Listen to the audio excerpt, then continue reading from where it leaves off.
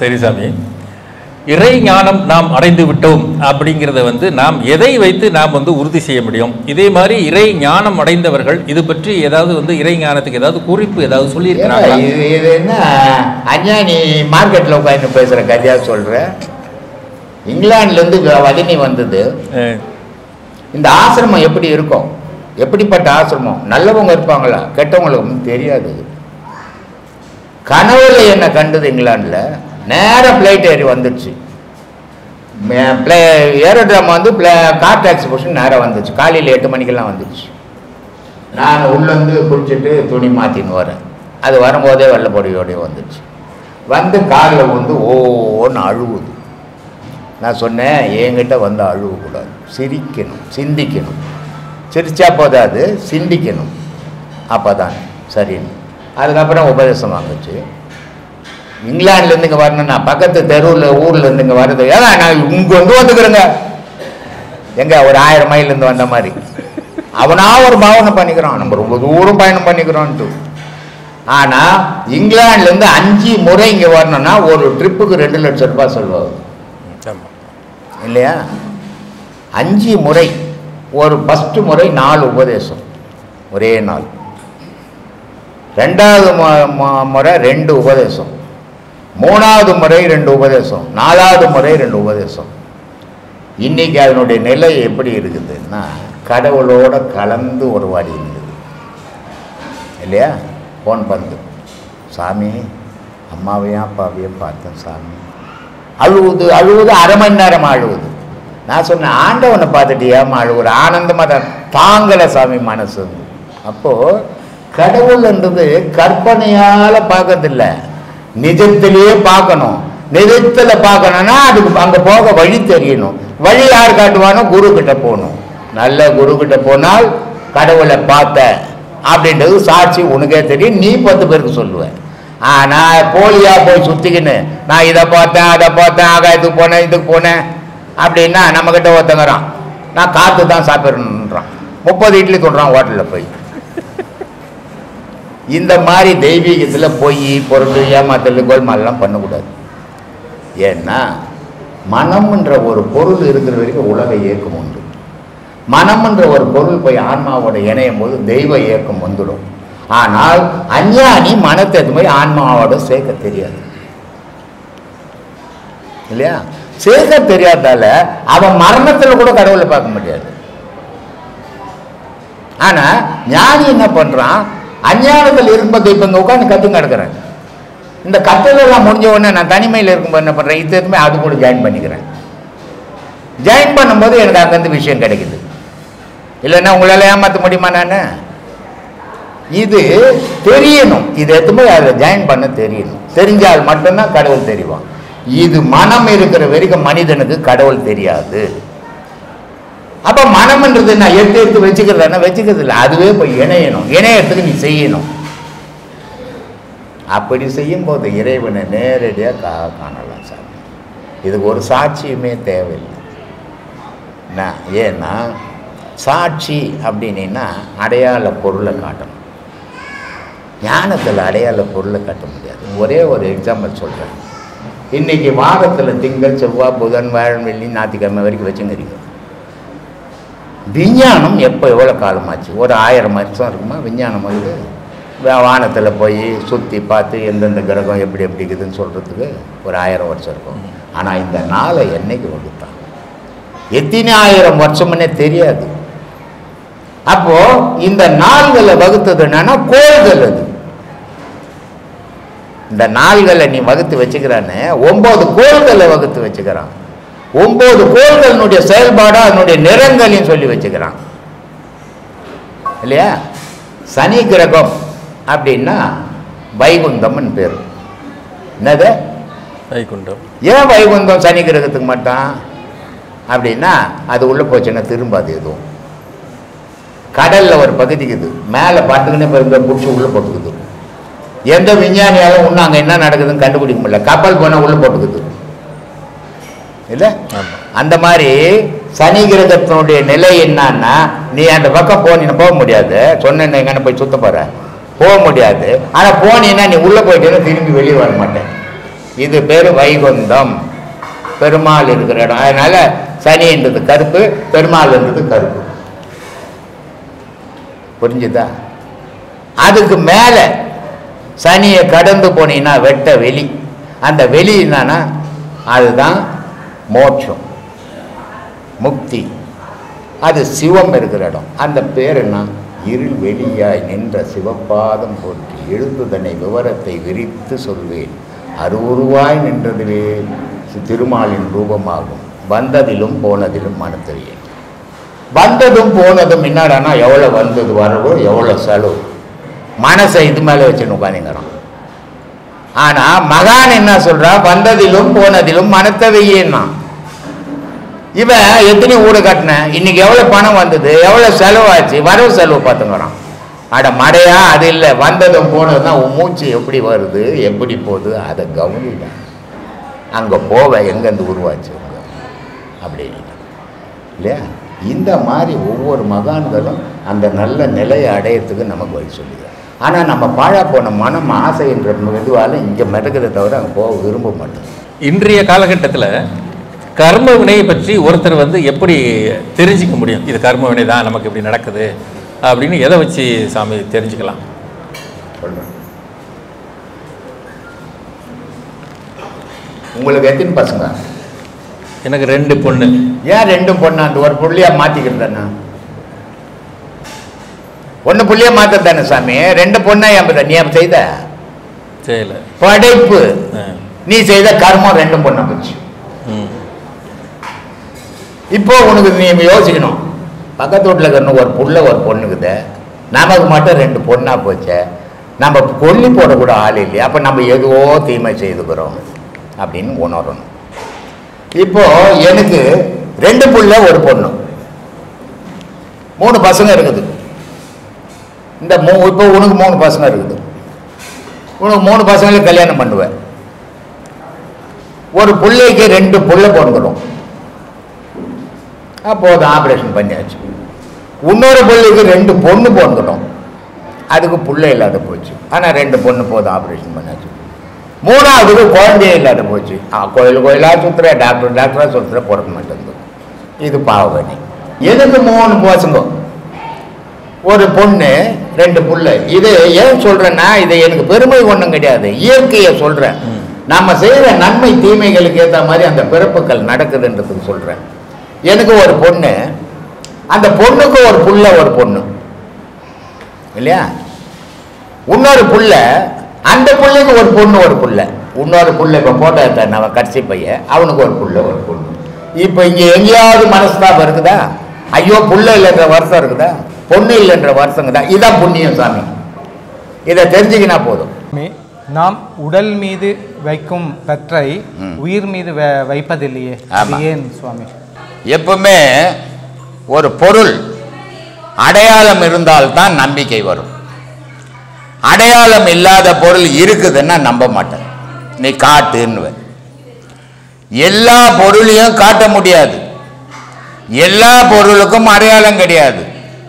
சில பொருளை காட்ட முடியும், சில பொருளுக்கு அடையாளம் உண்டு. அது மாதிரி உடல் என்ற உருவத்துக்கு அடையாளம் உண்டு, உயிர் என்ற பிராணனுக்கு அடையாளம் கிடையாது. அப்போ அடையாளம் இல்லாத பொருள் மேல மனம் தாவல. இப்போ யாருன்னா போறோம், என் உடம்பு நல்லா இருக்குது, என்னால என்ன முடியும் அப்படின்றான். எது வச்சு முடியும்னு சொல்றான்? உடல் மட்டும்தான் அவனுக்கு ஞாபகம் வருது, உடல் பலம் மட்டும்தான் ஞாபகம் வருது, உடல் அடையாளம் மட்டும்தான் ஞாபகம் வருது. அதனால இந்த உடலை வச்சு என்னால எல்லாம் முடியும்ன்றான். அதே ஒரு பணம் பத்தும் கிடக்குது இல்லையா? அது சொல்லுமா என்னால முடியும் நீட்டு? ஏன் முடியும் சொல்லல? அப்ப எது சொல்லிச்சுன்னு சிந்திக்கிறானா? இவன் சிந்திக்கவே இல்லை. உள்ள இருக்கிற பொருள் இல்லைன்னா இந்த உடல் ஒத்த பைசாக்கு உதவாது.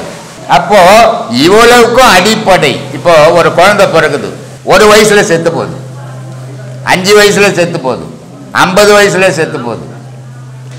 ஒரு குழந்தை பிறந்த உடனே ஒரு குழந்தைக்கு உடம்பு சரியில்லைன்னா ஒரு தாயும் தகப்பனும் எவ்வளவு பதறி போறாங்க, எவ்வளவு செலவு பண்றாங்க.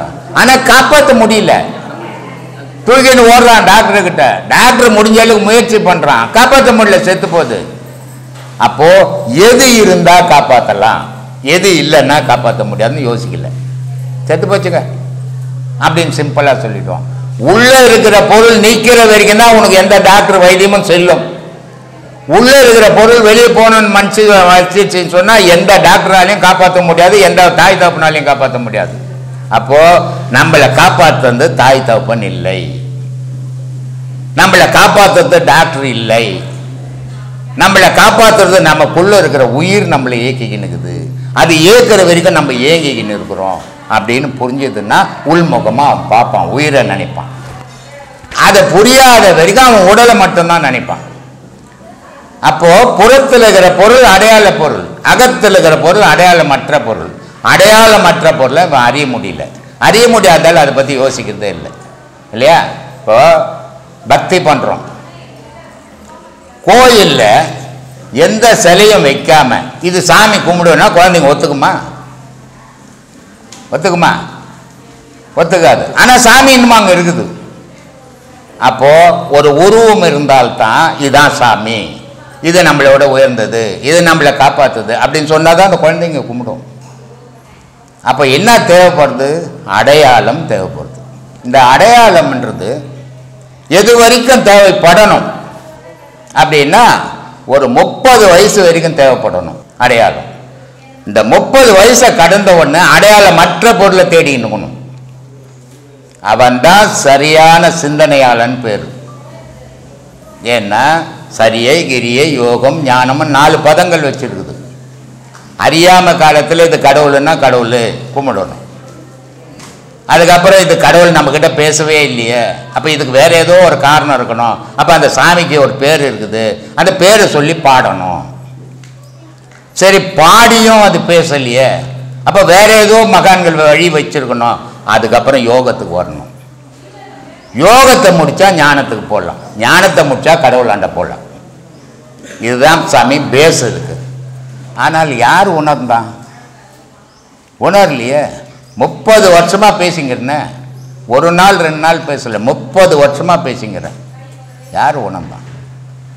சில பேர் உணர்றாங்க, ஆனால் முடியல. காரணம் வாழ்க்கையினுடைய ஓட்டம். அவன் அன்னாட போனாதான் 500 ரூபா சம்பாதிச்சாதான் அவன் சாப்பாடு.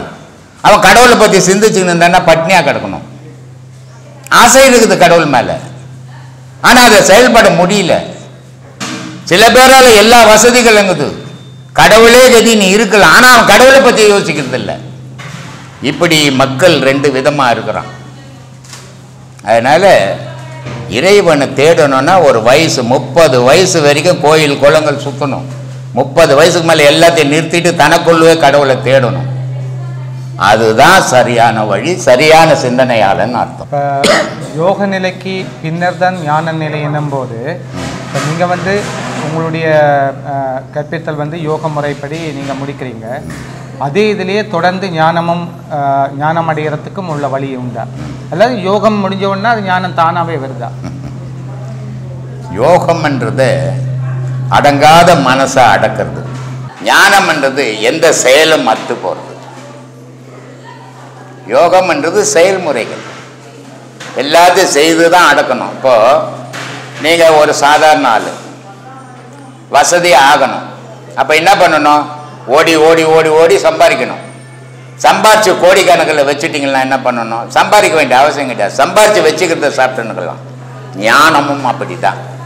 யோகம்ன்றது ஓடி ஓடி உடலுக்குள்ளே உழைக்கணும். உழைச்சி சரியான வழியும் தெரிஞ்சு சரியான பொருளையும் பார்த்துட்டீங்கன்னா அதுக்கப்புறம் செயலே கிடையாது, அது மட்டும்தான் பார்த்துக்கணும், எந்த செயலும் கிடையாது. அப்போ செயல் இல்லாத போது என்ன நிலைன்னா மனமற்ற நிலை. அது அதனால்தான் சொன்னான், ஓடி ஓடி உட்கலந்த ஜோதியை நாடி நாடி நாட்களும் கழிந்து போய் வாடி வாடி வாடி போன மாந்தர்கள் கோடி கோடி எண்ணி இருந்த கோடியோ. அதனால இந்த இறைவன்றதை தேடி செத்துவை எவ்வளோன்னு சொல்ல முடியாது. அப்போ எப்படிப்பட்ட நிலையில ஞானம் கிடைக்கும்? ஞானம் எதுக்காக தேடணும் அப்படின்னா மறுபடியும் பிறக்காத நிலை வேணும். என்ன சாதிச்சோம் இந்த உலகத்துல? நமக்கு முன்ன இருந்தவன் என்ன சாதிச்சான்? ஒன்னும் சாதிக்கல. பிறந்தான், வளர்ந்தான், சாப்பிட்டான், சேர்த்து போட்டான். ஆடு மாடு கூட அப்படித்தான் பிறகுது, வளருது, சாகுது. அப்புறம் உனக்கும் அதுக்கு என்ன புதுமை இருக்குது? புதுமைன்றது என்னன்னா அது சிந்திக்க தெரியாது, உனக்கு சிந்திக்க தெரியும். இந்த சிந்தனை தான் பகுத்தறிவுன்னு பேரு. இது சரி, இது தப்பு, இது செய்யலாம், இது செய்யக்கூடாது. அந்த சிந்தனை தான் பகுத்தறிவு. அதை சிந்திச்சு இறைவனோட அந்த எண்ணத்தை கலக்கும் போது தான் நீ ஆன்மீகவாதி ஆகுற. என்கிட்ட 2 பேர் வந்தாங்க, எங்க பெரியபாலிக்கா கோயில் கட்டி வச்சுக்கிறாங்களா அவங்க. நாங்கள் ஆன்மீகவாதிங்கன்னாங்க. எப்படி சொல்றீங்கன்னு. ஆன்மீகவாதி நான் பக்தர் நான் யாருன்னு கேட்டேன். எல்லாம் ஒன்று தானேங்கண்ணா. அவ்வளோதான் நீ தெரிஞ்சுக்கினது. நான் உபதேசம் வாங்கணும் வராது என்ன. ஏன்னா உன்னால் இது முடியாது. நீ ஒரு பொருள்கிட்ட மனசை பறி கொடுத்துட்டுக்கிற. நீ அதில் தான் இப்போ நான் எவ்வளோ சொன்னாலும் என் பேச்சை கேட்க மாட்டேன் நீ. அதனால் அதிலே இருங்கன்ட்டு. ஏன்னா ஆன்மீகம்ன்றது வேற, பக்தின்றது வேற. ஆன்மீகம்ன்றது உள்ளுக்குள்ளே இறைவனை தேடுறது. பக்தின்றது புறத்தில் கோயில் கோயிலாக திரியுது. அதனால ஆன்மீகமும் பக்தியும் ஒன்று கிடையாது. யோகம்ன்றது வேற, ஞானம்ன்றது வேற. யோகம்ன்றது சம்பாதிக்கிறது, ஞானம்ன்றது சாப்பிட்றது. இப்படி எல்லாத்திலையும் வேறுபட்டே இருக்குது. ஆனால் அதை நம்ம மனுஷனுங்க அறியல. அதனால தான் இவ்வளோ பேசுங்கிறேன் சாமி. 7 14 லோகங்கள் அதனுடைய பொருள் என்ன அப்படின்னு சொல்லிக்கிறாங்க. இது வரைக்கும் 14 லோகத்தை யாரும் எந்த விஞ்ஞானமும் கண்டுபிடிக்கல. ஆனால் சித்தர்கள் பாடியிருக்கிறாங்க. அது இருக்குதா இல்லையான்னு நம்மளும் அறியல. அறியாத விஷயத்தை போய், தெரியாத விஷயத்தை போய் நம்ம தெரிஞ்ச மாதிரி பாவனை பண்ணி பேசக்கூடாது. ஏன்னா அது அதை பற்றி நமக்கு தெரியாது. தெரியாததை தெரிஞ்ச மாதிரி பேசுனா நம்மளை முட்டாளாகி அடுத்தவனையும் முட்டாளாக்கிற வழியாக இருக்கும். அதனால் அதை பற்றி எனக்கு தெரியாது சாமி. சாமியாரும் ஏன் சொல்ல முடியாதுன்னா, சாமி யாருன்னு தெரியாதவங்க மட்டும்தான் சாமியார். சாமியை உணர்ந்தவங்களை நம்ம சாமின்னு சொல்கிறோம். குருன்னு ஏன் சொல்கிறோம்னா, உலகத்தில் ஒரு வீட்டில் இருட்டுக்குது, ஒரு விளக்கேற்றி வச்சா அந்த இருட்டு போயிடும்பா. இந்த உலகத்தில் இருக்கிற இருட்டை ஒடிக்கிறதுக்கு சூரியன் தினமும் வந்து போகிறான். நைட்டில் இருட்டாக இருக்குது, அந்த இருளெல்லாம் போகணுன்னு விடிய காலையில் சூரியன் வந்து இந்த உலகத்தில் இருக்கிற இருட்டெல்லாம் அழிக்கிறான். அந்த மாதிரி மனுஷனோட மனசில் இருள்ன்றது ஒரு பகுதி இருக்குது. அந்த இருளை நீக்கி ஒளி வடிவத்துக்கு கொண்டு போகிற சக்தி யாருக்கு இருக்குதுன்னா, யாரால் முடியும் அப்படின்னா அவர் தான் குரு. அவரை மட்டும்தான் குருன்னு சொல்ல முடியும். உலகத்தில் வேறு யாரையும் குருன்னு சொல்கிறதுக்கு முடியவே முடியாது. ஐயாவை அடிக்கடி யூடியூப்பில் பார்ப்பேன். பூக்கடைக்காரர் தான். என் பேர் ஐயாவோட பேர் தான் நித்யானந்தா. இப்போ நான் வந்து பார்த்தீங்கன்னா சிவ வழிபாட்டில் ஒரு 5 வருஷமாக இருக்கேன்.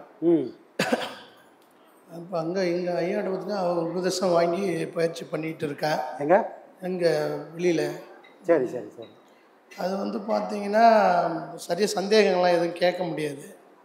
ஆனால் டெய்லி அனுஷ்டானங்கள் இது மாதிரிலாம் பண்ணுவேன். இதில் என்ன ஒரு மாற்றம்னா, வேறு அது இது சாப்பிடுவான். இப்போல்லாம் அதெல்லாம் சாப்பிட்றது கிடையாது. முழுசாக தன்னை சிவ வழிபாட்டில் சைவத்தில் தான் இருக்கேன். ஆனால் ஒரு பக்குவ நிலைன்றது இன்னும் ஒன்று அடைஞ்ச மாதிரி தெரியல. கோபம் முன்னாடி கொஞ்சம் குறைஞ்சிருக்கு, இருந்தாலும் அந்த அளவுக்கு ஒரு இதுவாக தெரியல. ஐயா ஜீவசமாதிக்கு முன்னாடியே நான் வந்து பார்க்கணுன்ட்டு இருந்தேன். இப்போ கூட வீட்டில் சண்டை போட்டு தான் வந்திருக்கேன். கடையெல்லாம் வியாபாரம் நிறையா இருக்குது, பார்க்க முடியல. பக்குவ நிலை அடையினா என்ன பண்ணணும், என்ன தெளிவாக என்ன பண்ணணும்? நீங்கள் இப்போ பாடம் வாங்கி பண்ணிகிட்ருக்கீங்க. அங்கே அது கிடைக்குமான்னு முதல்ல பாருங்கள். அது கிடைக்காது. நமக்கு முன்னாடி நிறைய பேர் வாங்கியிருப்பாங்க. ஏதோ நம்ம போய் வாங்குறது. நமக்கு முன்னாடி போனவங்க எந்த பக்குவத்தில் இருக்கிறாங்கன்னு உங்களுக்கு தெரிஞ்சதுன்னா, அந்த மாதிரி பக்குவம் உங்களுக்கும் கிடைக்கும்னா நீங்கள் இருங்க. இல்லை நமக்கு முன்னாடி யாரும் இல்லைப்பா அப்படின்னா அங்கேருந்து சொல்லாமல் கொள்ளாமல் வெளியே போயிடுங்க. சரிங்களா? எங்கே போய் பயிற்சிகள் எடுத்தாலும் இந்த ஆன்மாவானது இறைவனை பார்க்கணும். இந்த உலகத்தில் எல்லாரும் எங்கே மாட்டின்னு முடிக்கிறாங்க அப்படி சொன்னால் உபதேசம் கொடுக்குறாங்க. நிறைய பேர் கொடுக்குறாங்க. எல்லாரும் எது வரைக்கும் அந்த உபதேசம் கொடுக்குறாங்கன்னா, ஜோதின்ற ஒன்று வரைக்கும் தான் இவங்களோட பாடங்களை கொண்டு போக முடியுது. அந்த ஜோதியை தாண்டி நாதத்துக்கோ, நாதத்தை தாண்டி மௌனத்துக்கோ, மௌனத்தை தாண்டி வாசிக்கோ போகிறதுக்கு உலகத்தில் எங்கேயும் வாய்ப்பே கிடையாது. புரியுதுங்களா? எல்லாரும் எங்கே போய் நின்னாலும் கடைசியில் எங்கே போய் நிற்பாங்கன்னா ஜோதிக்கு போவாங்க. ஜோதிக்கு அடுத்த பாடம் அவங்கக்கிட்ட கிடையாது. அப்போது மனம் வளர்கிற வரைக்கும் அங்கே பாடம் இருக்குது. மனசு அழிக்கிறதுக்கு பாடமே இல்லை. மனம் அழிந்தால் தானே நான் பக்குவம் ஆவேன். அப்போ பக்குவம் தேடி போகிறவனுக்கு மனசு அழியணும். மனசு அழிக்கக்கூடிய பாடம் அங்கே இருக்கணும். அப்படி இல்லைன்னா நம்ம அது பாடம் வாங்கி பிரயோஜனம் இல்லை, காலம்தான் வீணாக போயிட்டுருக்கோம். அதனால் நம்ம யாரையும் குறை சொல்கிறதில்ல. ஆனால் உங்களுக்கு அப்படி இருக்குது, இல்லை எனக்கு முன்னாடி இவங்க நல்ல நிலையில் அடைஞ்சிருக்கிறாங்கன்னா நான் என்னாலையும் போக முடியும். ஆனால் யாருமே போகலங்க, என்ன மாதிரி தான் எல்லாரும் இருக்கிறாங்கன்னா நம்ம சொல்லாமல் கொள்ளாமல் வெளியே போயிட வேண்டியது தான். புரியுதுங்களா? நோக்கம் இதுதான் சாமி. நமக்கு வயசாகுது, எங்கேயோ ஒரு இடத்துல போய் கண்மூடித்தனமாக எந்த அனுபவமே இல்லாமல் அங்கே உக்காந்துருந்தோம்னா ஆடு மாடு உட்காரத்துக்கும் நமக்கும் எந்த பெரிய வித்தியாசமே இல்லை. அப்படி மனுஷ வாழ்க்கையை வீணாக்கிடவே கூடாது. பார்க்கணும், நமக்கு புரியும். அந்த புரிதல் இருந்து இங்கெல்லாம் கரெக்டாகுதுப்பா, இங்கே நம்ம போனால் இது கரெக்டாக நடக்கும் தெரிஞ்சால் அங்கே தொடர்ந்து நிற்கலாம், இல்லைன்னா அங்கேருந்து விலகிடுங்க சாமி. சரிங்களா? நோக்கம் இந்த மனசை முள்ளு போதார் மாதிரி முளைச்சி போகுது, களையாக முளைச்சி போகுது. இந்த களையெல்லாம் எடுத்துட்டு அங்கே பயிர் வைக்கணும். யாரை பயிர் வைக்கணும்? இறைவன்றவனை அங்கே பயிர் போடணும். அதுக்கு களை எடுக்கக்கூடிய அளவுக்காவது அங்கே பயிற்சிகள் கொடுப்பாங்கன்னா நீங்கள் தாராளமாக பண்ணுங்கள், இல்லைன்னா அதை விட்டுடலாம். அதை நீங்கள் தான் முடிவு பண்ணணும். சரிங்களா? என் பேர் பாப்பாத்தி, மேடவாக்கத்துலேருந்து வரேன். ஐயாவுக்கு ராஜகோபுர கட்டுறேன்னு கொஞ்சம் காணிக்கை கொடுக்கலான்னு வந்தேன். என்னால் முடிஞ்ச ஒரு உதவி, அதுக்கோசம் கொடுக்கறதுக்கோசம் வந்தேன். ரைட்மா. நான் பாடம் பண்ணுறீங்களா? பண்ணுறேன். எப்படி போயிட்டு? ஏதோ போகுது. ஏதோ போதா? நல்லது. நல்லா போயிட்டு இருக்கா? நல்லா போகுதுன்னு சொல்லணும். எப்படி பாக்குற? நல்லாகிறேன் சாமி அப்படின்ற மாதிரி நல்லா பாடம் சொல்லிக்க முடியும், வெளியே சொல்ல முடியலையே. நல்லாகிறேன்னு சொல்லணும். சரி, ரைட்டா? நல்லா போகுது பாடம். சிறப்பு சிறப்பு. எதை என்னாலும் முடிஞ்சது தெரிஞ்சு பண்ணுறோம். உழைப்பு தாம்மா. ஐயா என்ன பண்ணா, அவர் இப்போ ஐயா சொன்னார் இல்லையா, ஒவ்வொரு மனுஷனும் அவங்கவுங்க உழைப்பில் தான் வாழணும். ஐயாவும் கடைசி காலம் வரைக்கும் சமாதி ஆகிற வரைக்கும் அவரோட பென்ஷன் பணத்தில் தான் அவர் சாப்பிட்டாரு. சரிண்ணா? அந்த மாதிரி தான் நமக்கும் சொல்லிட்டு போயிடாரு. இங்கே ஆசிரமம் இருக்குது, இங்கே டேரா போட்லலாம் பார்த்துடாதீங்க, உங்களோட கடைசி காலம் வரைக்கும் நீங்களும் உழைச்சி தான் சாப்பிட்ணும். அதே தான் நாமளும் இப்போ பண்ணிகிட்டு இருக்கிறோம். நமக்குன்னு ஒரு தொழில் இருக்குது, அதில் தான் வேலை செய்கிறோம், அதில் நல்ல வருமானம் வருது, அதை கொண்டு நம்ம குடும்பம் நடத்துகிறோம். இங்கே உழைப்பை மட்டும்தான் போடணும், இங்கேருந்து கொண்டு போகக்கூடாது. ஆனால் அங்கேருந்து நீங்கள் கொண்டு வந்து இங்கே போடலாம். இங்கேருந்து கொண்டு போனால் பாவம், அங்கேருந்து கொண்டு போனால் உனக்கு புண்ணியம். இந்த புண்ணியத்தை வச்சு நாம் ஏற்கனவே செஞ்சு வச்சு எல்லா பாவத்தையும் அடிக்க முடியும். அப்போ நமக்கு அவர் தீர்க்கமாக உழைப்பு இல்லாமல் ஒருத்தனால ஞானத்தை அடையவே முடியாது. இங்கே உலக வாழ்க்கையில் எவ்வளோ உழைக்கிறோமோ அதே வைராகியத்தால் தான் அந்த வாழ்க்கையை நம்மளால் பிடிக்க முடியும். அப்போது உங்கள் உழைப்பை கொண்டு இங்கே கொண்டு வந்து கொடுத்துருக்கீங்களா, அதுதான் மிகச்சிறந்த பலன், அதுதான் புண்ணியமாக மாறும். ஐயா போகும்போது எல்லாம் சொல்லி தானே போயிருக்காரு. ஐயா போகும்போது எல்லாம் சொல்லிட்டு தானே போயிருக்காரு. கண்டிப்பாக அவர் எங்கேயும் போல, இங்கே தான் கிடையாது, பக்கத்தில் தான் கிடையாது. ஆமாம். அதனால் உழைக்கிறத 10 ரூபாய் சம்பாரிச்சு உழைச்சிங்கன்னா, உழைச்சி 10 ரூபா சம்பாரிச்சா கிட்ட வச்சு அதில் 5 ரூபாய் அடுத்தவங்களுக்கு உதவி பண்ணணும். கண்டிப்பாக கண்டிப்பாக. அதனால் நம்மளே சாப்பிட்டு நம்மளே இது பண்ணுறது அது மிருகம்னு சொல்லியிருக்காரு ஐயா. ஆமாம். அதனால் ஏதோ எங்களால் முடிஞ்சது ஒரு உதவி. உழைப்பை கொடுக்கறது எவ்வளோ முக்கியமோ அதே மாதிரி இந்த பெருமைக்கும் பண்ணக்கூடாது. என்னால் என்ன முடியுமோ அதை மட்டும்தான் பண்ணணும். எனக்கு ஒரு 10 ரூபா எடுத்து வச்சுக்கினேன், ஏன்னா எனக்கும் வயசாகுது. நான் போய் நான் நாளைக்கு பிள்ளைகிட்ட நிற்க முடியாது, பொண்ணுக்கிட்ட நிற்க, புருஷங்கிட்டே நிற்க முடியாது. அப்போ நம்மளை மாதிரி ஆளுங்களாம் யாரையும் நம்பாமல் நமக்குன்னு ஒரு சேஃப்டி இருக்கணும். அப்போது 10 ரூபா 100 ரூபா வருதுன்னா 10 ரூபா உனக்கு எடுத்து வச்சுக்கின்னு 10 ரூபா இந்த மாதிரி தர்ம காரியங்களும் பண்ணலாம். ஏன்னா எந்த சூழ்நிலையும் யாரையும் எதிர்பார்த்து வாழக்கூடாது, வாழவும் முடியாது. நம்ம அடுத்தவங்களுக்கு செய்யறது பெருமைக்கோசம் செய்யறது இல்லை. இது பெருமைக்காக ஏன் சொன்னேன்னா, பார்த்து 4 பேர் செய்வாங்கன்றது. நிறைய பேர் நான் ஆரம்பிச்சிட்டேன்பா, இன்னைக்கு காசு இல்லை, சரி எங்கேயாவது கடன் வாங்கியாச்சும் பண்ணுவோம், ஏதோ சீட்டு போட்டு வச்சுப்போம், அதை தள்ளி ஏற்றாச்சு பண்ணுவோம், அதுதான் சொன்னேன். அந்த மாதிரி தப்புகள் எங்கேயுமே பண்ணக்கூடாது. கடன் வாங்கி தர்மம் பண்றது மகா மகா பாவம். நம்ம கிட்ட இருந்தா பண்ணுவோம், இன்னைக்கு இருக்குது பண்றேன், நாளைக்கு இல்லை பண்ணாம போறேன். 100 பேருக்கு போட்டிருந்தேன்பா, இன்னைக்கு 10 ரூபா தான் கையில் இருக்குது, யாரோ ஒரு ஆளுக்கு பண்ணு, அந்த 100 பேருக்கு பண்ண பலனும் இந்த ஒரு ஆளுக்கு பண்ணாலும் வரும். ஏன்னா இறைவன் வெயிட்டு போட்டு பார்க்கறது இல்லைம்மா, உன் மனசை தான் பார்க்குறான். புரியுதுங்களா? உன் மனசு என்ன நினைக்குது, இல்லைனாலும் கொடுக்கணும் தான் நினைக்குது, அந்த மனசு ஒன்று தான் அவன் பார்க்குறான். நீ 100 பேருக்கு பண்ணியா 1000 பேருக்கு பண்ணியான்றதெல்லாம் அவனுக்கு கணக்கே கிடையாது. அதை பண்ணுற விதம் எப்படி இருக்கு, உண்மையாக பண்ணுறியா? நீ ஒரு ஆளுக்கு பண்ணாலும் உண்மையாக பண்ணால் அது அவன்கிட்ட போய் சேர்ந்துடும். சரிங்களா? படமாட கோயில் பரமருக்கு ஒன்றியில், நடமாட கோயில் நம்பருக்கு அது ஆகா. கோயிலில் படம் மாட்டி வச்சுக்கிற, கோயிலில் சிலை இருக்குது, அங்கே போய் நீ அன்னதானம் பண்ணினுக்கிறேன், பாலும் பழம் தேனாக இறைச்சினுக்கிறேன்னா அது நடமாட கோயிலாக இருக்கிற இந்த மனுஷனுக்கு வராதுப்பா. உண்மையிலே உனக்கு இறைவனுக்கு நீ பண்ணுறன்னு நினச்சிட்டேன்னா நடமாடுற கோயில் இவன்பா, இவனுக்கு நீ பண்ணு, இந்த கூட்டத்துக்கு நீ பண்ணனா படத்தில் இருக்கிறான் பாரு அந்த பரமனுக்கு அது போய் சேர்ந்துடும். பரமனுக்கு பண்ணக்கூடிய தகுதி நமக்கு இல்லை. இங்கே பரமனா சுற்றினுக்கிறான், தெரியாமல் சுற்றிங்கிற ஒரு கூட்டங்குது, இதுக்கு பண்ணால் அந்த பரமனுக்கு போய் சேர்ந்துடும். அது நம்ம உழைப்பில் மட்டும் இருந்தால் மட்டும்தான் அங்கே போவோம். ஊரில் இதெல்லாம் கலெக்ஷன் பண்ணி பண்ணால் ஆனால் அது அட்ரஸ் எல்லாம் யார் யார் கொடுத்தாங்களோ அவங்க அட்ரஸில் போய் சேர்ந்துடும், அவங்கவுங்க அக்கௌண்ட்டில் போய் சேர்ந்துடும். நம்ம அக்கௌண்ட்டுக்கு அது வரவே வராது. சரிங்களா? அப்போது நம்ம உழைப்பில் மட்டும்தான் நம்ம பண்ணணும். அது 10 ரூபா இருந்தாலும் பண்ணலாம், 1 ரூபா இருந்தாலும் பண்ணலாம். ஒரு ஆளுக்கு தான் பண்ணுறேன்னா இதில் ஏற்ற இறக்கம் ஒன்றும் இல்லை. அதனால் நீங்கள் கடன் வாங்கியோ எந்த வகையிலும் பண்ணக்கூடாது. உங்களை சேஃப்டி பண்ணிக்கணும் மட்டும்தான் நீங்கள் தானம் தர்மம் பண்ணணும். எங்கள் உழைப்பில் தான் நாங்கள் செய்யணும். நல்லதுமா. யாருக்கிட்டையும் அதெல்லாம் ஒரு கொடுத்தா கூட வாங்க மாட்டோம்.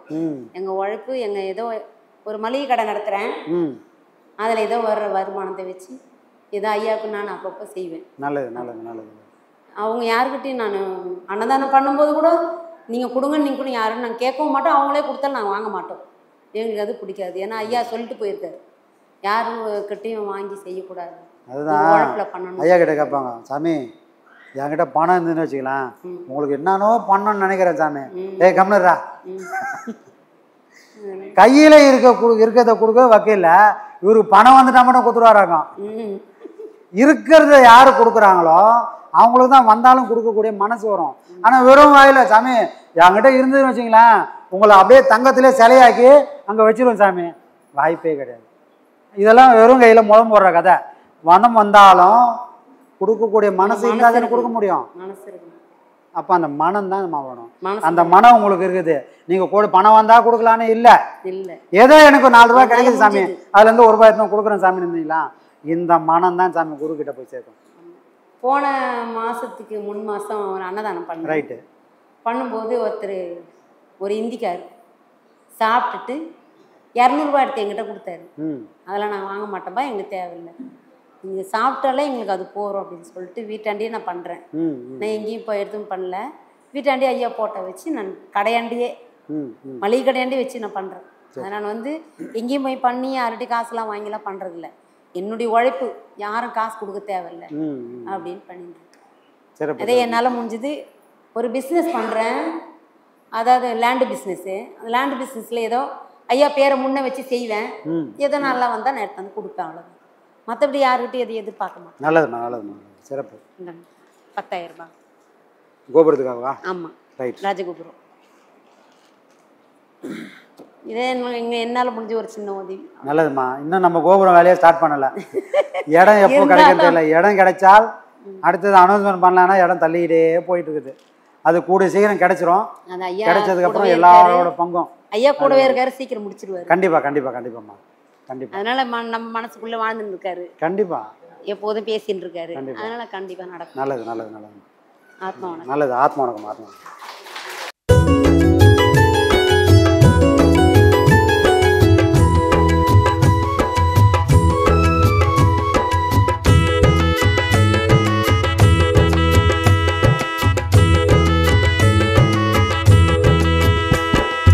நல்ல காலம் பொறந்துடுச்சு நமக்கு, நல்ல காலம் பொறந்துடுச்சு நமக்கு. பிரம்மஸ்ரீயாம் நித்யானந்த பெருமானின் ஆசியாலே, பிரம்மஸ்ரீயாம் நித்யானந்த பெருமானின் ஆசியாலே நல்ல காலம் பொறந்துடுச்சு நமக்கு, நல்ல காலம் பொறந்துடுச்சு நமக்கு.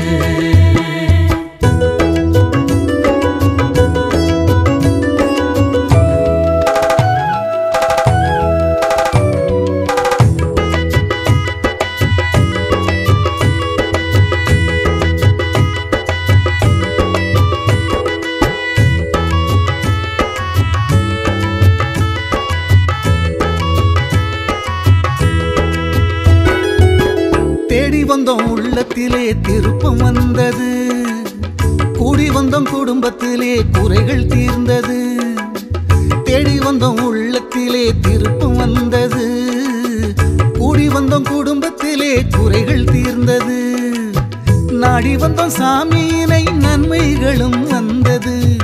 நாடி வந்தோம் சாமியினை நன்மைகளும் வந்தது. கோடி காலம் தவம் இருந்த பலனும் கிடைத்தது. கோடி காலம் தவம் இருந்த பலனும் கிடைத்தது. பூமி எங்கும் சுத்துதுங்க சாமியோட பேச்சு. போலி வாக்கம் பற்றி தங்க உலகம் முழுக்க பேச்சு. வாங்க வாங்க பக்தர்களே போலி வாக்கம் வாங்க. வாங்க வாங்க சாமியிடம் ஆசி வாங்க வாங்க. நல்ல காலம் பிறந்திடுச்சு நமக்கு. நல்ல காலம் பிறந்திடுச்சு நமக்கு.